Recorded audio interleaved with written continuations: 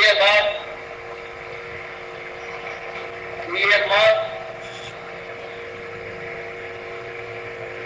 ہمیشہ کی موت نہیں ہے کہ اس کے بعد پھر کچھ نہ ہو اور خاتمہ ہو جائے۔ اس موت کے بعد ایک دن آنے والا ہے اور وہ دن اللہ کے علم میں ہے کتنی مدت ہوگی، اس دن کی درازی میں اور اس کی آمد میں کہ ارشاد فرمایا گیا کہ ہم کو تمہارا امتحان مقصود ہے، ہم نے زمین بچھائی، ہم نے آسمان کو بلند کیا، ہم نے یہاں انسان کے رہنے کے لیے زندگی کے حالات پیدا کیے، پھر لوگوں تمہیں ماں کے پیٹ میں لانے کے بعد پھر ہم نے تمہارے رزق کا انتظام کیا، باہر لائے ہیں، ماں کی شادیوں کو ہم نے تیار کیا ہے، باپ اور خاندان کی باہیں جو بڑی ہے وہ ہمارے حکم سے، پھر ہم نے تم کو قربان چڑھایا ہے، اپنے خرد سے نوازا ہے اور تمہیں اپنی کتاب اور اپنے رسول کے ذریعے سے بتایا ہے کہ ذمہ داری تمہارے اوپر ایک ہے، اور وہ ذمہ داری یہ ہے کہ ہمارا کھاتے ہو، ہمارے پیدا ہو، ہمارے پاس پلٹ کر جانا ہے اپنا فیصلہ سننے کے لیے، تو ہم نے تم سے ایک ہی بات کہی ہے وَمَا خَلَقْتُ الْجِنَّ وَالْإِنسَ إِلَّا لِيَعْبُدُونِ، کہ ہم تم سے ایک چیز چاہتے ہیں، ایک امتحان ہے پوری زندگی کا، کہ جب سے اپنے خرد والے بن جاؤ پھر ایک کام کرنا کہ ہمارے بندے بنے رہنا، ہمارے بندوں کو اپنا معبود نہ ماننا، ہمارے بندوں کو ہمارے ساتھ کسی شکل میں شریک اور برابر کا کرنے کی کوشش نہ کرنا۔ یہ مالک نے بیان فرما دیا اور فرمایا کہ یہی زندگی کی مہلت ہے، ہر سانس جو آ رہی ہے وہ تم کو تمہاری اس موت سے قریب اور امتحان کے فیصلہ سننے سے قریب کرتی جا رہی ہے۔ اس لیے یہ موقع ہے تمہارے پاس، اس موقع کو غنیمت جانو، اور اس سے پہلے کہ مدت ختم ہو جائے اور حسرت کے ساتھ کوئی کہے کہ مجھے کچھ فرصت اگر اور مل جائے تو اس کے بعد میں اپنی زندگی کے رخ کو بدل لوں گا، صحیح راستے پر ڈال دوں گا۔ مالک قرآن میں فرماتا ہے کہ چلے گی، جب آ گئی تو اس کے بعد اب اس میں کمی اور بیشی کا معاملہ نہیں ہے، اس وقت کہیں ایسا نہ ہو جائے کہ حسرت کرو اور اس کے بعد تمنا اور آرزو ہو کہ کچھ مدت اور مل جائے۔ تو یہ پہلی چیز ہے جو آپ کے سامنے اور میرے سامنے ہونا چاہیے کہ یہی ایک مدت ہے، یہ زندگی کی کسی کی کم ہوتی ہے کسی کی زیادہ، اور اللہ صرف ایک بات دیکھنا چاہتا ہے کہ اللہ کے بندے اس کا کھا کر اس کے نمک خوار بن کر نمک حلالی کرتے ہیں یا نمک حرام کرتے ہیں، اور نمک حلالی اور سب سے بڑی نمک حلالی یہ ہے کہ اپنے مالک کے احسانات کے اندر ایک انسان تباہ ہو اور پھر کہے کہ اس کا بندہ بھی کوئی اس پر احسان کرنے والا ہے اور وہ بھی میرا مالک ہے، اسی لیے مالک نے فرمایا اس چیز کو یہ میرے لیے گالی ہے اور گالی کو میں معاف نہیں کیا کرتا بغیر تازہ۔ میری رحمت کی وسعت کا عالم یہ ہے کہ گالی دی ہو پکار کے زندگی بھر، لیکن کسی ایک موقع کے اوپر قبل اس کے کہ موت کے فرشتے نظر آئے، غیب مشاہدے میں آ جائے، اس سے پہلے بھی اگر کوئی صرف دل سے توبہ کر لے گا تو یہ میرا وعدہ ہے کہ میں ساری خطاؤں کو صرف مٹاؤں گا نہیں، بلکہ اگر وہ عزم کے ساتھ توبہ کرتا ہے اور ایمان کا عزم کرتا ہے، ارادہ کرتا ہے کہ اب سیدھا رہوں گا، تو مالک فرماتا ہے میری رحمت کی انتہا یہ ہے فَأُولَٰئِکَ يُبَدِّلُ اللَّهُ سَيِّئَاتِهِمْ حَسَنَاتٍ وَكَانَ اللَّهُ غَفُورًا رَحِيمًا۔ تو مالک کا وعدہ ہے کہ صرف یہ نہیں کہ جب اس نے مجھے اپنا مالک مان لیا، پرانی خطاؤں پر شرمندگی ہے، پشیمانی ہے، اور اب اس نے ارادہ کر لیا اور ہو سکتا ہے اس کے بعد اس نے ارادہ کیا ہے اور اسی وقت ہچکی آئے، سامنے فرشتے نظر آئے جو اللہ قرآن میں فرماتا ہے دونوں کے پاس آتے ہیں، جو معتبر کہلاتا ہے کہ جہنمی کے لیے آگے ڈراتے ہیں کہتے نکال اپنی جان کو مانتے ہیں. قرآن فرماتا ہے جہنمی چاہے وہ منافق ہو یا کافر اور مشرک ہو کہتے نکالو اپنی جان. وہ ایک سے ایک کرناس بادشاہ سلامت یا قارون کے خزانے کا مالک ہے, اس کا قدم پر نکل جاتا ہے. مالک فرماتا ہے ڈگے ڈال دیتا ہے, کچھ تسلیم ہو. اور اس وقت اب وہ چیز بول جاتا ہے اور کہتا ہے کہ اس سختی کے رویے سے کیا حاصل ہے میرے ساتھ, مہربانی کرو. جیسے سورہ نحل میں آتا ہے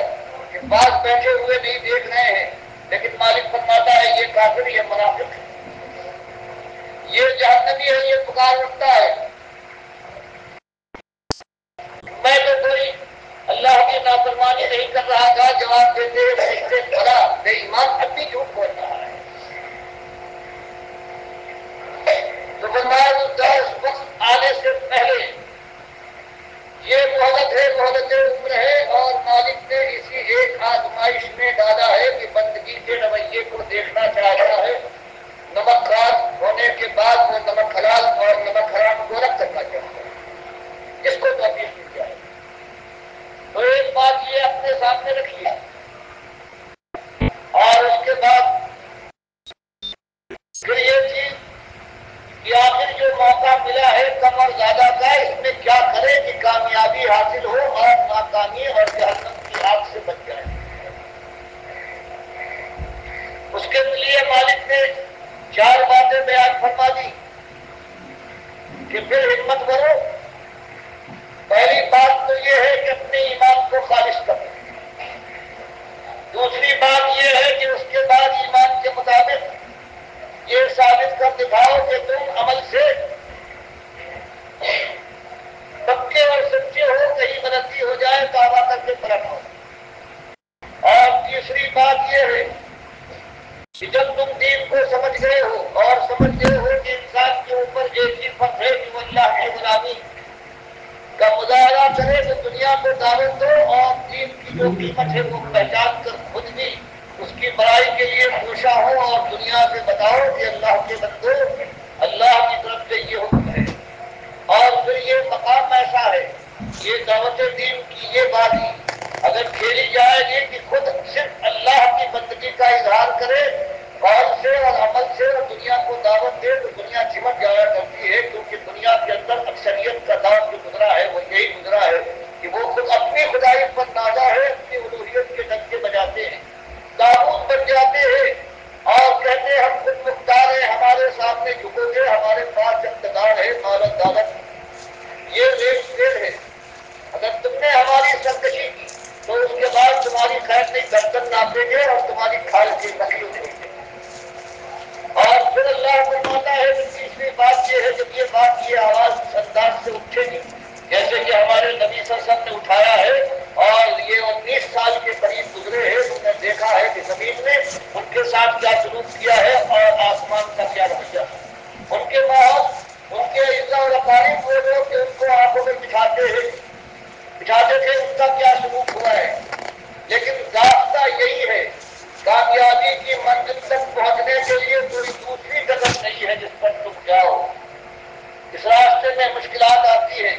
ماحول کے لحاظ سے. جس قدر ماحول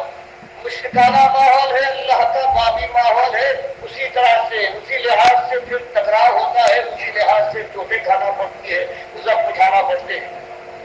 تو اس چیز کو میں آپ کے سامنے لانے کے لیے یہ 19 سال کے بعد یہی ایک آواز اٹھی تھی کہ لوگوں تمہارے سارے مسائل ہیں, یہ معلوم ہے, اللہ بھی جانتا ہے, میں اس کا رسول آیا ہوں محمد صلی اللہ علیہ وسلم کے نام سے, اللہ نے تصدیق کی ہے. تو مجھے بتایا ہے کہ اصلی بات ایک ہی ہے, وہ ایمان کا مسئلہ ہے. یہ مسئلہ حل ہو جائے گا, اس کی جڑیں درست کر دی جائے تو ہر مسئلہ حل ہوتا رہے گا. اس لیے ساری خرابیوں کی جڑ جن کو ظلم کہا جاتا ہے, حق تلفی, وہ ایک جرم کی وجہ سے, وہ اللہ کے حق پر داخلہ زنی جب کی جاتی ہے, ظلم عظیم کے بعد یہ سارے ظلم ہوتے ہیں انسانیت کے اندر. اس لیے سب سے پہلے ہی ظلم کو دور کر دیا جائے, پھر جس ظلم کو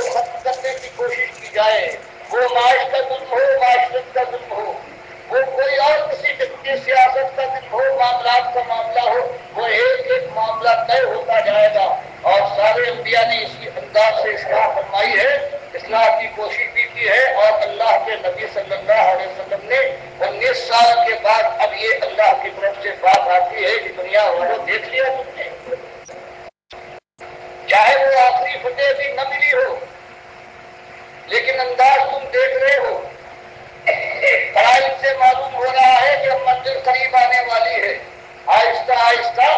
اللہ کے خلاف، اللہ کے دین کے خلاف جو آوازیں اٹھ رہی تھی وہ مدھم سے مدھم ہوتی جا رہی ہے، اور اللہ کی بات کا جو بلاوا تھا اس میں شدت آتی جا رہی ہے، اور وہ دن دور نہیں ہے کہ پروردگار عالم اپنے دین کو قائم کر کے دکھا دے گا کہ اللہ یہی چاہتا ہے، اور اسی لیے اس نے اپنے آخری رسول صلی اللہ علیہ وسلم کو بھیجا ہے کہ اللہ کا دین مانا جائے، اللہ کا احکام چلے، اللہ کی پوجا اور پکارے ہو، اللہ کے معیار مقرر کیے ہوئے دنیا کے معیار ہو جائے، اور پھر اس کے بعد اگر باطل کو پرشر رہنا چاہتا ہے تو دب کے رہے، جزیہ دے کے رہے، اپنے حدود کے اندر رہے، اور پھر شام کے ساتھ وہ دندنا ازم کا سختی پر ہو۔ یہ اور بات ہے کہ اس کو مہلت دی رکھی جا رہی ہے، اور لیکن وہ اب بڑے برتن نہیں رہ سکتے جزیہ دے کر، اور چھوٹے صابروں اور چھوٹے برتن رہیں گے۔ فرمایا یہ اللہ کی مشیت یہ ہے، مالک یہ چاہتا ہے کہ جیسے آسمان پر بے چنچڑا اس کی بات مانی جاتی ہے، اسی طرح سے زمین والے بھی اللہ کے احسانات ماننے کے بعد اور پھر اللہ کی بندگی کے اوپر وہ جم جائے۔ اسی لیے یہ آخری سورہ فتح کی آخری آیات ہے، اور فرمایا جا رہا ہے کہ هو الذی ارسل رسولہ بالہدی ودین الحق لیظہرہ علی الدین کلہ وکفی باللہ شہیدا۔ فرمایا آج تم دیکھ رہے ہو مومنوں، تمہارے سامنے بھی یہ نقشہ ہے، اور کفار بھی یہ دیکھ چکے کہ 19 سال کے اس طویل عرصے کے اندر، اس طویل مدت کو انہوں نے گزارا ہے، اور دین کے خلاف کیا کیا مکر و فریب کیے ہیں، کتنی سازشیں کی ہیں، کس انداز سے انہوں نے اللہ کی توحید کی بات کو روکا ہے اور شرک کے جھنڈے کو انہوں نے لہرایا ہے، لیکن حالت دیکھ رہے ہو، آہستہ آہستہ ان کی زمین تک ہوتی جا رہی ہے، اور فراخی آ رہی ہے اللہ کی بات کے اندر، اللہ کی توحید میں۔ آج وہ انکاری ہے، صلح کی ہے انہوں نے، صلح حدیبیہ کی، اور اس میں بھی انکار کرتے ہیں کہ ہم اصول آپ کو نہیں مانتے، آپ کے پاس طاقت آ گئی ہے، سیاسی طاقت ہے، آپ کے جانسار، آپ کے فداکار ہیں، ہم ان کو بہرحال مانتے ہیں، اب صلح کرنے کو تیار ہے 10 سال کے لیے کہ اب ہمارے آپ کے درمیان جنگ نہ ہوگی، بہت جنگ ہوگی، لیکن ہم آپ کو رسول نہیں مانتے۔ ایک تو ان کو بتایا گیا کہ بے ایمانوں، ہر چیز تمہارے سامنے ہے، نہیں مانتے ہو تو تلوار کی دھار سے اور نیزے کی یعنی اور تیر کا پیٹا تم سے منوا لے گا۔ آخر کار ترجمہ کا یہ انداز ہے کہ جانتے بوجھتے خالص دنیا کے لیے باپ دادا کے ریت کے رشتے پر تمہارا یہ انداز ہے تو تمام تم نے انکار کر دیا ہے، رسول کا نام رسول لکھنے سے کوئی بات نہیں ہے، لیکن کام کھول کر تم بھی سن لو، اور یہ جو آج شاید یہ سمجھ رہے ہو کہ یہ ہماری صلح ناکامی کی صلح ہے،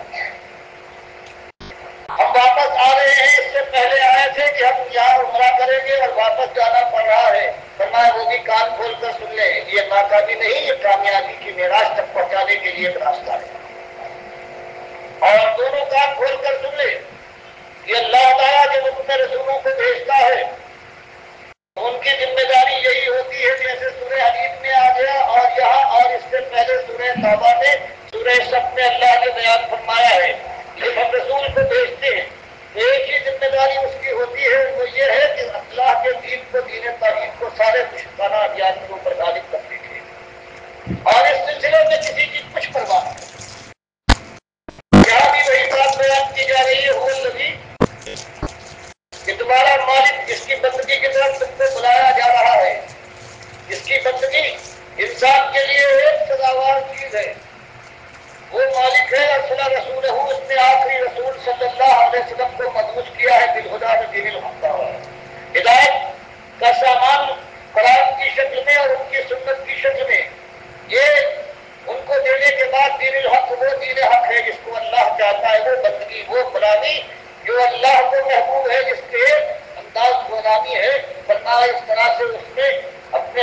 آخری رسول صلی اللہ علیہ وسلم کو مسلح کر کے بھیجا ہے، اور اس کی ذمہ داری یہ لگائی ہے کلی کہ وہ ادیان باطلہ جتنے دین ہیں ان کے اوپر یہ غالب کر دے، اپنی جان لگا دے اس راستے میں۔ وَكَفَىٰ بِاللَّهِ شَهِيدًا، اور اللہ سے بڑا اور کون شہید گواہ ہوگا اس بات کا کہ اللہ کے رسول ہے، یہ ان کی ذمہ داری ہے، یہ ان کے اوپر مالک نے فریضہ عائد فرمایا ہے کہ اس کے مدارج ہے وہ اور بات